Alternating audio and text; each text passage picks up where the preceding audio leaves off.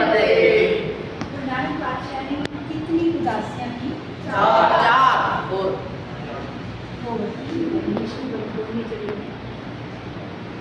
महान यात्रावां जिन्होंने चार उदासियां के नाम जाना। एक बार गुरु नानक पातशाह बगदाद किथे गए? बगदाद विच मुस्लिम कंट्री है।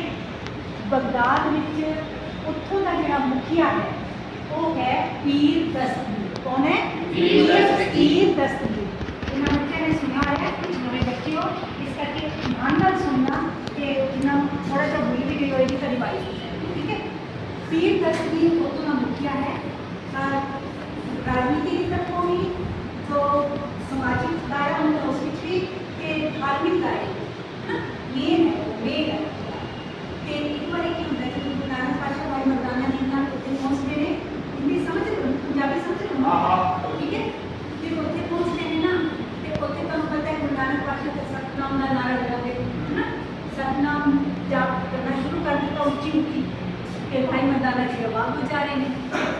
जिवें उत्थों दे जिहड़े उन्होंने अपने बंदे छड्डे होंदे ने कि बाहर का कोई आवे ते उन्हां दे धर्म के खिलाफ कुछ बोले तो वो बर्दाश्त नहीं कर सकते। फिर उन्होंने तो कानून बड़े सख्त ने, है ना।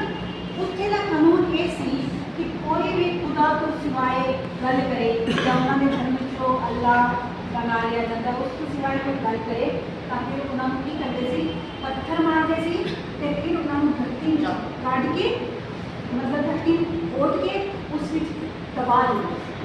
इतना सख्त उनका नियम से। हुण की होया जब ये आवाज़ सुनी तो उन्होंने पत्थर मारने शुरू कर दिए। जो पत्थर मारने शुरू कर दिए तो फिर उन्होंने कोई फर्क नहीं पिया, वो अपनी उसी दिन सतनाम का जाप कर रहे हैं।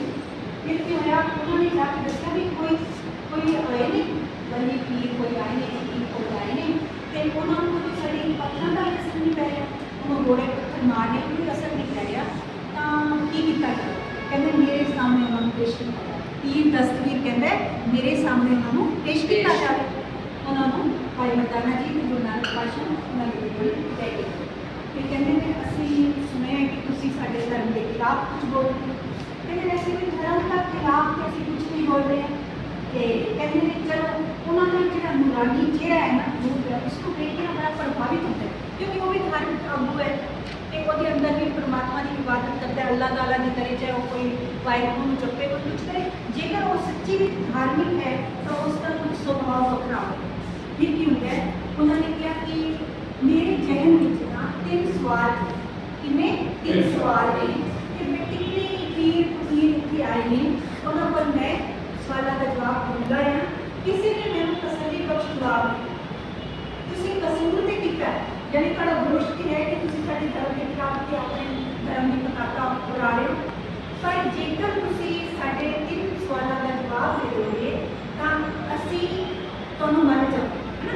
कि जे तुम सवालों का जवाब ना दे सके तो सजाए हो। ठीक है, जे तुम साढ़े सवालों का जवाब दे दिता तसल्ली बख्श, जिसमें मैंने तसल्ली हो जाए। एवं तो आप किसी को क्वेश्चन करिए कि वो अपने हिसाब से जवाब दे दे, आपको तसल्ली ना हो फिर तो कोई गल नहीं बनी ना। कहते जे सानू तुहाडे सवालों के जवाब ना तसल्ली हो तो मैं तुहाडे चरणों में नतमस्तक हो कदम कोशी कहते हैं कदम कोशी कराना, यानी मैं तुहाडे चरणों में नतमस्तक हो जावांगी, यानी मैं मन जावांगा कि तुसीं बहुत बड़े हो, महान आगू हो, पीर हो जो भी। उन्होंने पता की कहते हैं जेकर जवाब ना दिता ये शर्त भी है फिर सजाए हो। गुरु नानक पातशाह ने बड़े प्यार में उन्होंने जवाब दिया, कहते देखो थोड़ी सजाए मौत का तो सानू कोई परवाह नहीं।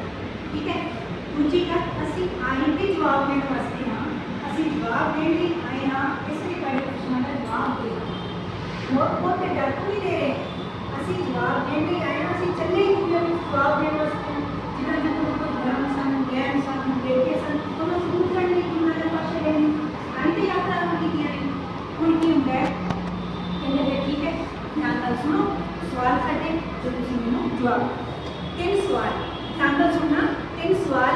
पहला सवाल कि परमात्मा यानी खुदा, वो खुदा कहते हैं, अल्लाह कहते हैं, खुदा से पहले क्या? कहते मेरा पहला सवाल खुदा से पहले क्या।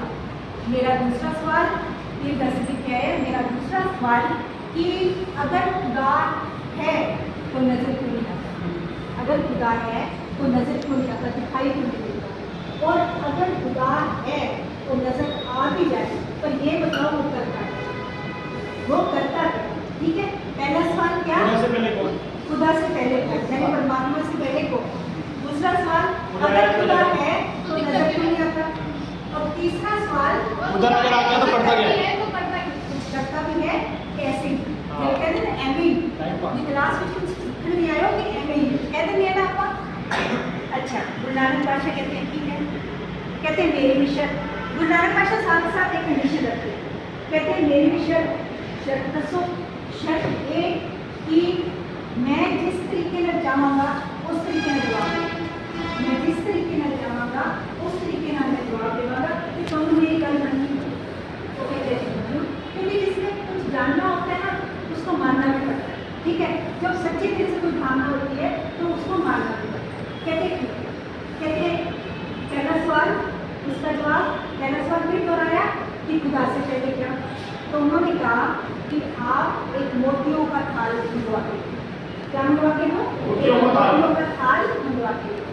अब ना पीर तस्वीर के मन में आता है, अभी तो मैंने एक सवाल किया है, उन्होंने जवाब नहीं दिया, और ये देखो सच्चे सुच्चे मोती बहुत कीमती होते हैं, उनका थाल मंगवा लिया। लालच देखो, मन में सोच रहा है लालच देखो इनका कि मेरा पहले सवाल का भी जवाब नहीं मिला और पहले इन्होंने मोतियों का थाल मंगवाया। कहते कोई बात नहीं, और राजा एक तरह से राजा है वहाँ का, तो उसको कोई फर्क नहीं पड़ता, उसने सेवादार को बोला कि आप एक मोतियों से भरा हुआ थाल लेके आओ, तो मोतियों को भरा हुआ थाल लेके आए, एक मिनट में हाजिर हो जाता है। तो थाल जब लेके आए तो गुरु नानक देव जी ने कहा इसकी गिनती भी आप करो, क्या करोगे, गिनती आप करो। तो कहते हैं ठीक है करता हूँ। अब उसने गिनती करनी शुरू करी, एक मोती उठाया, 1 2 3, और उन्होंने कहा गलत, बिल्कुल, फिर गिनती काउंटिंग गलत। वो कहते हैं मैं 3 तक पहुँचा हूँ, गलत के पास हो गया है ना, अभी मैं 100 तक बोलता तो शायद कोई मिस कर जाता, तो कहते हैं 3 तक पहुँचा हूँ, मैं कहाँ गलत हो गया। फिर कहता हो सकता है मेरा ध्यान ना गलत हो सकता है मेरे गलती हो गई हो। तो गुरु नानक देव जी का कि वापस काउंट कर तुमने गलत किया। तो वो कहते हैं कि अच्छा तो चलो अब ना ऐसे करना, मैं जहाँ पे गलती करूँ ना मुझे नहीं रोकने लगे, कि मैं 100 तक गिन जाऊँ, आपने कहा आप कह दो कि गलत हो। तो कहते हैं ठीक। उसने पहला मोती उठाया और कहा कि गुरु नानक देव जी कहते हैं गलत, बिल्कुल गलत। अब कहते मेरी गलती कहाँ हो सकती है, कि पहला मोती उठाया और एक कहा और उसकी गलती की कोई संभावना ही नहीं है। तो फिर बोलते हैं कि इसमें कोई गलती की संभावना ही नहीं है।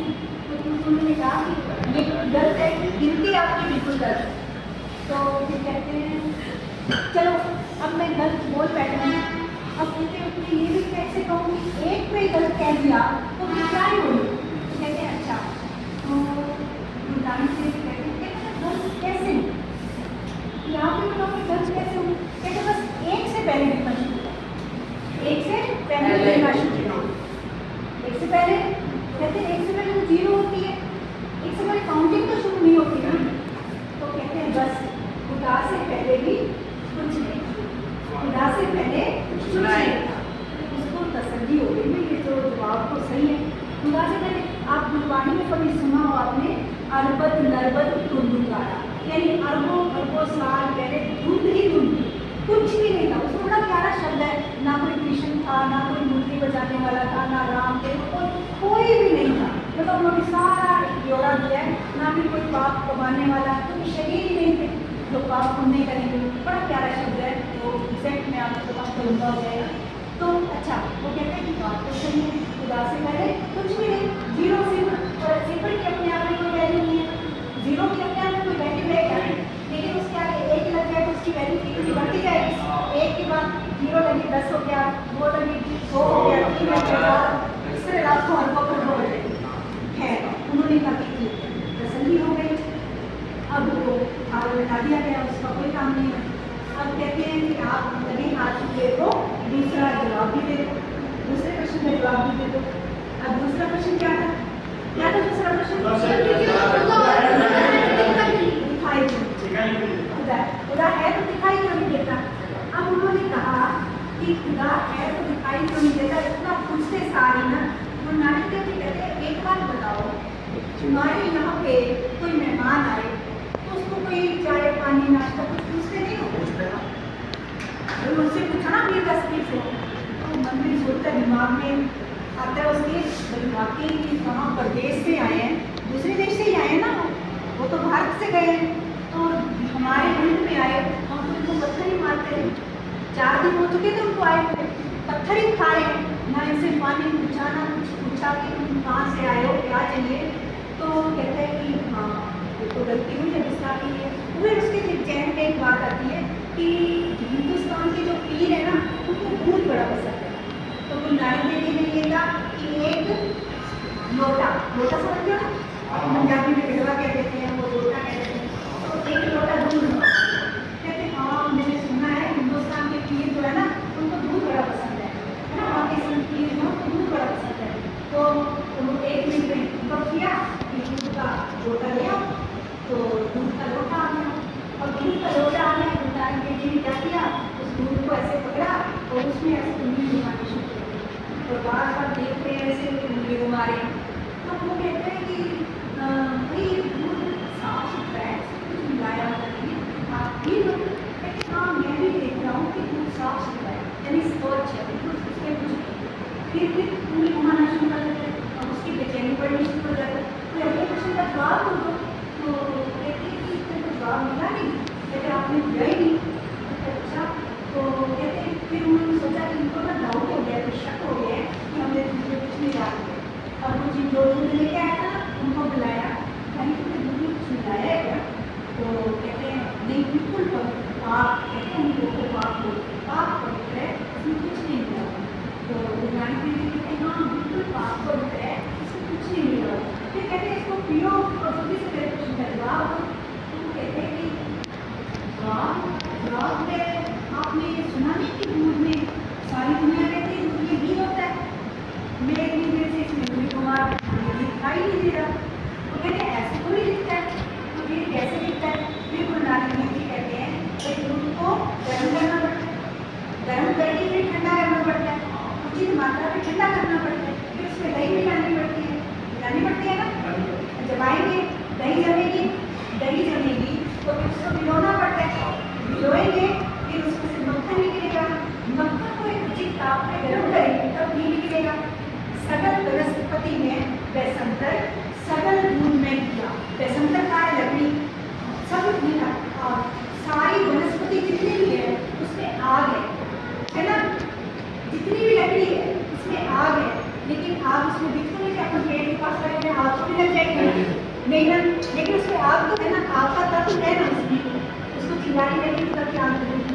तो कहते हैं ऐसे दूध में घी है दिखाई नहीं देता, सारी वनस्पति में आग है वो दिखाई नहीं देती, प्रक्रिया है ना उसके लिए। इसी तरह से खुदा को जानने की प्रक्रिया है, गुरु की शरण में जाना पड़ेगा, गुरु हमें मार्ग बताएगा, उस मार्ग पर चलना पड़ेगा, तब हमें परमात्मा दिखाई देगा।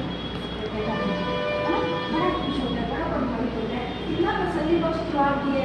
अब थोड़ी देर होती है फिर कहती है कि आप कृपया बहुत अच्छा मुझे पता तसल्ली भी है, स्कूल में ले आज पहली बार आप मेरे तीसरे क्वेश्चन का भी जवाब दे दो। अब गुरु नानक देव जी को उसने कहाँ बैठा रखा था? नीचे, खुद कहाँ बैठा था? सिंहासन, ठीक है। अब ना गुरु नानक देव जी ना पहले तो चुप गए, फिर कहते हैं एक बात बताओ पूरी तस्वीर कि जो जवाब देता है वो बड़ा कि जो सवाल करता है बड़ा, प्रश्न पूछने वाला बड़ा कि जवाब देने वाला बड़ा? उन्हें कहते हैं जवाब देने वाला बड़ा, बिल्कुल कॉमन सी बात है। तो कहते हैं फिर उन्हें मुझे तो मुजरिमों की तरह नीचे खड़ा कर रखा है, जवाब तो मैं दे रहा हूँ दुश्मनों का, मुझे मुजरिमों की तरह यहाँ पे खड़ा कर रखा है, तुम कुछ सिंहासन पर बैठे जल्दी। तो और तुरंत जो है ना उसके मन में बात छू जाती है, वो नीचे उतरता है, गुरु नानक देव जी को हाथ जोड़ के ऊपर ले जाता है, उस सिंहासन पर बिठा के अपने सिंहासन पर बिठा देता है। जब सिंहासन पर बिठा देता है तो फिर इतने में क्या होता है, गुरु नानक देव जी जो वहाँ पर अपना फिर वही सिंहासन में आराम से बैठ करते हैं, आपके मुँह लेते हैं, हाथ जोड़ के बैठे हैं। वो थोड़ी देर इंतजार करते हैं, सोच रहे कुछ मनन कर रहे हैं, चिंतन कर रहे हैं, तो हमें प्रश्न का उत्तर देंगे। तो तो फिर ना थोड़ी देर हो जाती है तो वो कहते हैं हाथ जोड़ के विनती करते हैं आप, है ना, नम्रता भी आ जाती है ना। तो कहते हैं कि आप मेरे कुछ तीसरे क्वेश्चन का जवाब दे देते तो अच्छा रहता। कहते हैं कुछ जवाब मिला है, अब तो जवाब दे सकते। कहते हैं मुझे तो नहीं समझ आया, आप प्लीज़ खुल के मेरे को जवाब दो, मुझे समझ नहीं आया। उस समय ना गुरु नानक देव जी कहते हैं बस खुदा यही करता है, जो नीचे खड़े हैं उनको सिंहासन पर बिठा देता है, जो सिंहासन पर उनको उतारते ही देख देता है, पेखा जितना राजा बना हुआ है, राजा थे पेखा। उसे उतारते ही देर नहीं लगा। ठीक है, तो इसलिए यानी परमात्मा सब कुछ करने में और करवाने में समर्थ है। जलते थककर थकते घूमते मेल कराओ, गुरबाणी शब्द है। यानी वो राजा को रंग करके भिखारी बनाते, भिखारी को राजा बनाते देर नहीं लगाता।